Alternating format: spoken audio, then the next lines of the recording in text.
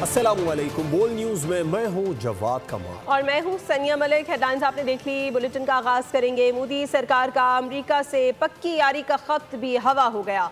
अमेरिकी सदर ट्रंप ने भारत पर 25% टैरिफ आयद करने का ऐलान कर दिया है। भारतीय दरामदात पर 1 अगस्त से 25% टैरिफ आयद होगा। डोनाल्ड ट्रंप ने सोशल मीडिया पर लिखा कि भारत हमारा दोस्त है, लेकिन गुज़िश्ता बरसों में भारत के साथ बहुत कम तिजारत हुई। भारत के साथ कम तिजारत की वजह उनके बहुत ज्यादा टैरिफ का होना है। चापलूसी, खुशामद और मद्दाहसराई की बार ट्रंप सरकार का नारा गया बेकार। अमरीकी सदर ने कर दिया टैरिफ का वार। नरेंद्र मोदी हुए बेबस और लाचार। अमरीकी सदर ट्रंप ने भारत पर 25% टैरिफ का बम दे मारा। सोशल मीडिया पर लिखा, बेटा दोस्त हो गए घर के, लेकिन टैरिफ तो देना पड़ेगा। ट्रंप ने भारत को इजाफी जुर्माना अदा करने की भी धमकी दे दी। भारत की तिजारती रुकावटें भी सख्त तरीन और नापसंदीदा तरीन करार दी। कहा कि भारत की गैर मालियाती तिजारती रुकावटें नाकाबिले कबूल हैं। ने शिकवा किया कि भारत ने हमेशा रूस से ज्यादातर फौजी साजो सामान खरीदा है। रूस का सबसे बड़ा एनर्जी खरीदार भी भारत है। भारत का टैरिफ रेट दुनिया में सबसे ज्यादा है। मजीद कहा कि रूस को यूक्रेन में कत्लेआम रोकने पर मजबूर करना होगा।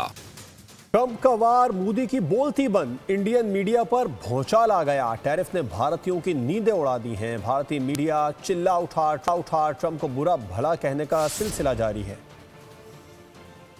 अच्छे बच्चों की तरह बात मानो वरना टैरिफ का मजा चखो। सदर ट्रंप ने टैरिफ की सूरत में भारत को थप्पड़ रसीद कर दिया। 25% टैरिफ आयद होने के बाद भारत सरकार को सांप सूंघ गया। भारतीय मीडिया में खबर जंगल की आग की तरह फैली। सारे धुरंधर ट्रंप को बुरा भला कहने लगे। माजी में ट्रंप के कसीदे पढ़ने वाले आज बेबस नजर आए। उधर टैरिफ की खबरों के बाद बीजेपी सरकार ने हंगामी इजलास बुला लिया। मोदी के हवारी खामोशी से सर जोड़कर बैठ गए। तजियाकारों का कहना है कि मोदी में हिम्मत ही नहीं कि वो ट्रंप का मुकाबला कर सके।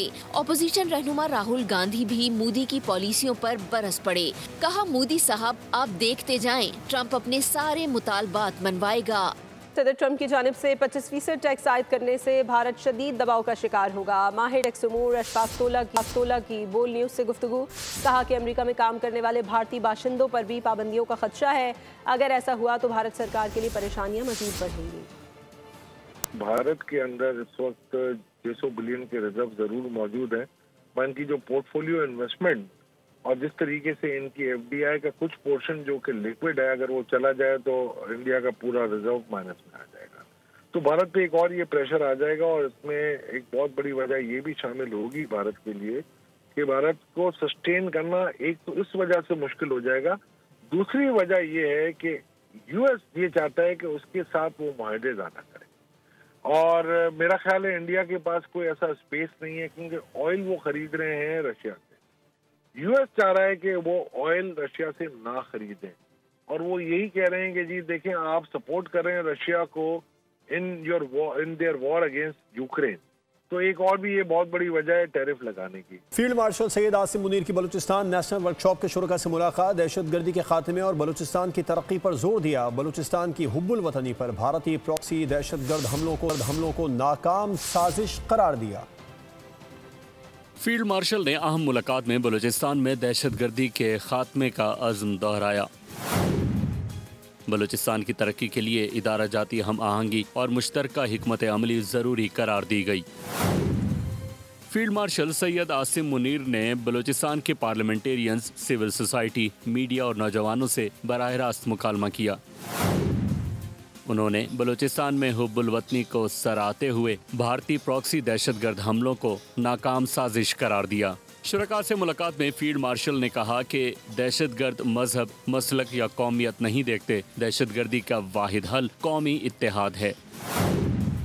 भारत के फितना अल खवारिज और फितना अल हिंदुस्तान जैसी प्रॉक्सीज मार्का हक में जिल्लत आमेज अंजाम को पहुंचेंगी। पाकिस्तान इलाकाई अमन का ख़्वाहां है, मगर कौमी सालमियत के खिलाफ अंदरूनी या बैरूनी खतरे का फैसला कुन जवाब दिया जाएगा। इजलास के इख्तिताम पर सवाल और जवाब का सेशन भी हुआ। फील्ड मार्शल ने जोर दिया कि पाकिस्तान का मुस्तकबिल कौमी इत्तेहाद और दहशतगर्दी के खात्मे में मुज़मर है। और बलूचिस्तान की तरक्की मुल्क की सलामती की जामिन है। वज़ीर-ए-आज़म शहबाज शरीफ ने कहा है कि मुसल्लह अफ़वाज की पेशावराना महारत से भारत के खिलाफ तारीखी फतह मिली है। भारत के खिलाफ कमाल महारत के मुजाहरे पर दुनिया दंग रह गई। वफाकी काबीना इजलास में वज़ीर-ए-आज़म का कहना था कि फील्ड मार्शल और उनकी टीम ने ज़बरदस्त काविशें की हैं। वज़ीर-ए-आज़म ने मुल्क में तवानाई बहरान से मुतालिक वजारत तवानाई की कारकर्दगी को सराहा। कहा IPPs के साथ होने वाली मस्बत बातचीत के भी हौसला अफजा बताया जाए। बातचीत से खजाने को अरबों रुपए का फ़ायदा हुआ। आज पाकिस्तान को अल्लाह ताला ने अगर इज़्ज़त दी है तो जंग जो जीती है आपने, आपकी अफवाज ने, आप उनकी जो दिलेरी, उनकी जो एक्सपर्टीज़, और वो भी कन्वेंशनल वॉरफेयर में दुनिया दंग रह गई है। आज तक तस्करे हो रहे हैं। तो ये क्या है? ये इज़्ज़त अल्लाह ताला ने बख्शी। एक बेहतरीन कारकर्दगी, पूरी कौम इकट्ठी थी और फील्ड मार्शल ने फ्रंट से लीड किया, एयरफोर्स ने कमाल कर दी। तो ये है नथिंग सक्सीड्स लाइक सक्सेस। जो फिर IPPs के साथ जो नेगोशिएशन हुई है वो आपको मैं बता चुका हूँ। उसमें हमारी जो सिपा सलार हैं उनकी टीम ने बहुत ज़बरदस्त काविशें की। उन्होंने इंतहाई कामयाबी के साथ वो नेगोशिएशन की और उससे भी कई सौ अरब रुपए का पाकिस्तान के ख़जाने को फ़ायदा हुआ। और जो डिस्कोस हैं, डिस्कोस यानी जिसके बारे में आप हमेशा उनको डिसमिस करते रहे हैं, उनकी कारकर्दगी के हवाले से कि मेजॉरिटी जो डिस्कोस की हैं उसमें कई सौ अरब रुपए के जो नुकसानात की बचत हुई है। मोदी को तस्लीम करना होगा, झूठ का चाय खाना ज़्यादा देर नहीं चला करता। लोकसभा में मोदी को पौने 2 घंटे की तकरीर को अपोजिशन, भारतीय मीडिया और अवाम ने झूठ का पलंदा करार देकर मुस्तरद कर दिया। दर्जनों नए सवालात उठाए जा रहे हैं। सेनेटर इरफान सिद्दीकी का बयान, कहा मोदी को मालूम होना चाहिए पाकिस्तान के मार के हक में सारा मंजर नामा बदल कर रख दिया। भारत का चेहरा पूरी तरह बेनकाब हो चुका है। और वर्ल्ड चैंपियनशिप ऑफ लेजेंड्स में पाकिस्तान के खिलाफ सेमीफाइनल खेलने से भारतीय टीम ने इनकार कर दिया है। खिलाड़ियों ने ग्रुप मैच की तरह सेमीफाइनल भी ना खेलने का फैसला किया। भारतीय टीम के इनकार के बाद पाकिस्तान चैंपियंस ने इवेंट के फाइनल में जगह हासिल कर ली है। कुछ बात वज़ीर आला खैबर पख्तूनख्वा अली अमीन गंडापुर की, जिन्होंने कहा है कि दहशतगर्दी का सारा नेटवर्क दुश्मन ममालिक से जुड़ता है। साजिश के तहत अवाम और फौज के दरमियान अदम एतमाद पैदा किया जा रहा है। एपेक्स कमेटी इजलास से मुतालिक वीडियो पैगाम में वज़ीर आला का कहना था कि दहशतगर्दी के खात्मे के लिए सहूलतकारों की निशानदही करना ज़रूरी है। दहशतगर्द आबादियों में आकर पनाह लेते हैं ताकि फ़ौज पर हमला किया जा सके। फैसला करना है कि दहशतगर्दों को अपनी आबादियों में किसी सूरत बर्दाश्त नहीं करेंगे। 2 अगस्त से ज़िलाई सतह पर जरगे होंगे जिनका मकसद इस हवाले से तहफ़्फ़ुज़ात को दूर करना है। के लिए जो सबसे जरूरी चीज है वो है अमन, और अनफॉर्चुनेटली अमन यहाँ पे कायम नहीं हो पाया, जिसकी वजह से तरक्की में एक बहुत बड़ी रुकावट है और वो है दहशतगर्दी। और हमने मिलकर, हुकूमत ने, अवाम ने, तमाम इदारों ने, फोर्सेज ने, पुलिस ने, फौज ने मिलकर हमने अमन को इसलिए कायम करना है क्योंकि इस अमन से हमारा मुस्तकबिल, हमारे बच्चों का मुस्तकबिल, हमारे सूबे का मुस्तकबिल और हमारे मुल्क पाकिस्तान का मुस्तकबिल वाबस्ता है। एक साजिश के तहत हमारे हुकूमत के दरमियान, अवाम के दरमियान और फोर्सेस के दरमियान एक अदम एतमाद पैदा किया जा रहा है। हम सब ने मिलकर फैसला करना है कि हम इनको अपनी आबादी में किसी भी सूरत न छोड़ेंगे और न बर्दाश्त करेंगे। हमारी रिवायत है, हमारा रिवाज है कि अपनी सरजमीन पे हमारे मेहमान को कोई नुकसान पहुंचाए तो वो हम कभी भी बर्दाश्त नहीं करेंगे। बात करेंगे वज़ीर आज़म शहबाज शरीफ की ज़ेर सदारत वफाकी काबीना के इजलास की, जिसमें हज पॉलिसी की मुतफ़िक़ा तौर पर मंजूरी दे दी गई है। सरकारी हज कोटा 70% और प्राइवेट हज का कोटा 30% कर दिया गया है। वफाकी वज़ीर मजहबी उमूर सरदार मोहम्मद यूसुफ कहते हैं कि 4 अगस्त से सरकारी हज स्कीम के तहत दरखास्तों की वसूली शुरू हो जाएगी। सरकारी हज का तखमीना 11.5 से 12.5 लाख के दरमियान होगा। अखराजात 2 इक़सात में अदा किए जा सकेंगे। सरकारी स्कीम के लिए 1,19,210 नशस्तें, जबकि प्राइवेट हाई स्कीम के लिए 60,000 नशस्तें मुख्तस की गई हैं। सरकारी हाई स्कीम के लिए 38 से 42 दिन का रवायती तवील पैकेज और 20 से 25 दिन का मुख्तसर पैकेज फराहम किया जाएगा। तमाम दरख्वास्त गुजारों की कुर्बानी अदाई प्रोग्राम के तहत सऊदी अरब के निज़ाम के मुताबिक लाजमी होगी। सरकारी हाई स्कीम के लॉन्ग पैकेज के लिए पहली किस्त 5 लाख रुपए, जबकि शॉर्ट पैकेज के लिए 5.5 लाख रुपए जमा करवाना लाजमी है। आज अखराजात की पहली किस्त अगस्त के पहले हफ्ते से, जिस तरह अभी 4 तारीख का डेट दे दी है, पहले हफ्ते से किसी भी नामजद बैंक के जरिए जमा करवाई जा सकती है। कराची में घग्गर फाटक के करीब पसंद की शादी करने वाले मियां बीवी और उनके बच्चे को 7 साल बाद कत्ल कर दिया गया। पुलिस के मुताबिक 45 साल अब्दुल मजीद, 40 साल सकीना और 6 साल बच्चे अब्दुल नबी को तेजधार आले से कत्ल किया गया। मकतूलीन का ताल्लुक बलूचिस्तान के ज़िला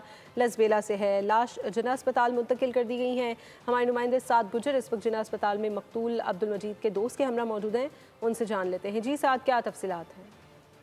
जी बिल्कुल, इस वक्त मैं जिना हॉस्पिटल के बाहर मौजूद हूँ। आज दोपहर एक अफसोसनाक वाक़या पेश आता है जहाँ पर कराची के इलाके घग्गर फाटक में 3 डेड बॉडीज़ मिलती हैं और वो डेड बॉडीज़ तीनों आपस में मियाँ बीवी और उनका एक 2.5 साल बच्चा अब्दुल नबी, जो शोहर था उसका जो नाम था अब्दुल मजीद था और उसकी बीवी सकीना, इन दोनों की डेड बॉडीज़ अपने छोटे बेटे के साथ मिली। बताया जा रहा है कि 7 से 8 साल कबल पसंद की शादी की थी अब्दुल मजीद ने, जिसके बाद वो बलूचिस्तान से सकीना को लेकर कराची आ गया था और मुख्तलिफ जगहों पर उसने रिहाइश की। इनके साथ जो काम कर रहे थे वो इस वक्त हमारे साथ मौजूद हैं, इनसे जानते हैं। हाँ, इसका अपने में खुद मैंने जो कहा पीछे से मैंने रह के मैंने इसको मार दिया।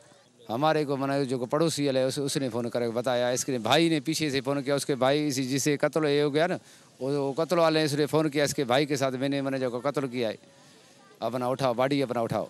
देखें जी, ये इनके साथ काम करते हैं अब्दुल मजीद के साथ, जो कि हमें बता रहे थे कि किस तरीके से रोज़ाना की बुनियाद पे वो काम करने तो आ रहा था, लेकिन आज दोपहर में जब 2 बजे इनको ये इतला मिली कि उनकी डेड बॉडीज़ वहाँ पर मौजूद हैं। वज़ीर आला सिंध, वज़ीर दाखिला सिंध ने भी इस वाक़े का नोटिस दिया। आपका शुक्रिया। कराची के इलाके मलीर खोखरा पार में घर के बाहर से 16 साल लड़की की लाश मिलने का मुअम्मा 20 दिन बाद हल हो गया।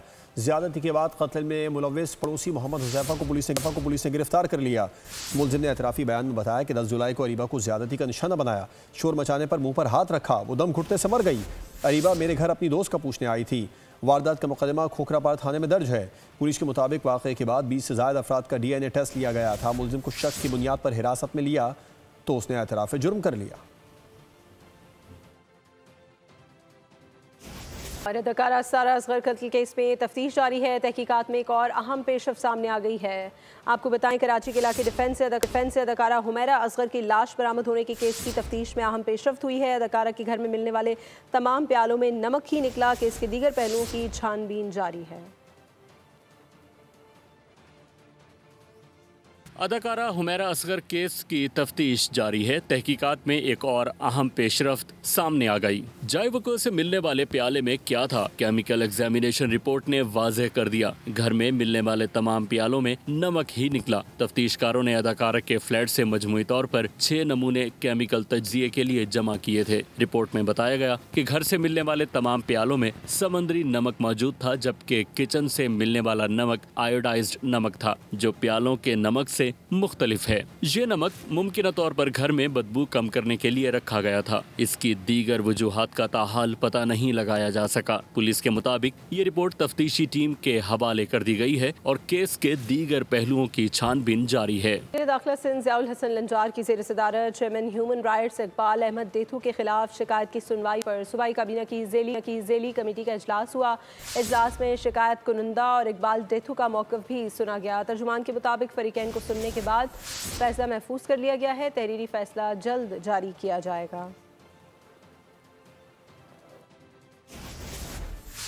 वज़ीर आला सिंध मुराद अली शाह की ज़ेर सदारत इजलास में अहम फैसले हो गए हैं। इस मरतबा जश्न आज़ादी मार्का हक़ कामयाबी की थीम पर मबनी होगा। प्रेस कॉन्फ्रेंस में वज़ीर आला ने बताया कि 1 से 14 अगस्त तक मुसलसल तक़रीबात होंगी। मज़ार क़ायद पर हाज़िरियाँ, इसके अलावा रैलियाँ और कंसर्ट्स, फ्लोट पर परेड, सकाफ़ती शोज़ और खेलों के साथ 60 इवेंट्स भी होंगे। उड़ान पाकिस्तान प्रोग्राम को भी उजागर किया जाएगा। 13 और 14 अगस्त के दरमियानी शब नेशनल स्टेडियम में शानदार कंसर्ट भी होगा। इस साल हम जो नॉर्मल इवेंट्स होते हैं 1 तारीख से शुरू करेंगे और इस दफ़े जश्न आज़ादी को की जो थीम है वो मार्का हक़ को नज़र में रखते हुए करेंगे। पहले 14 दिन हैं अगस्त के, उनको शायना शान तौर से मनाएं। 160 प्रोग्राम है जो कि स्पोर्ट्स डिपार्टमेंट कर रहा है। जो बेहतरीन घर होगा, बेहतरीन मॉल सजाया जाएगा, बेहतरीन दुकान होगी, बेहतरीन गाड़ी होगी, उनको रिकग्नाइज करेंगे, उनको इनामात भी देंगे। सीबीयू से लेके शारा फैसल एक कल्चरल फ्लोट बनाएगी। 13 तारीख को ही हमारी इकॉनमी को बेहतर करने के लिए उड़ान पाकिस्तान का जो प्रोग्राम है उसको भी हमने प्रोजेक्ट करना है। 13 और 14 की दरमियानी शब नेशनल स्टेडियम कराची में पब्लिक के लिए ओपन कॉन्सर्ट करेंगे। बुलेटिन से फिल वक्त इतना है। किसी भी खबर की तफसील के लिए विजिट कीजिए हमारी वेबसाइट boldnews.com और देखते रहिए। सब्सक्राइब करें और बेल दबाएं ताकि कोई खबर रह न जाए।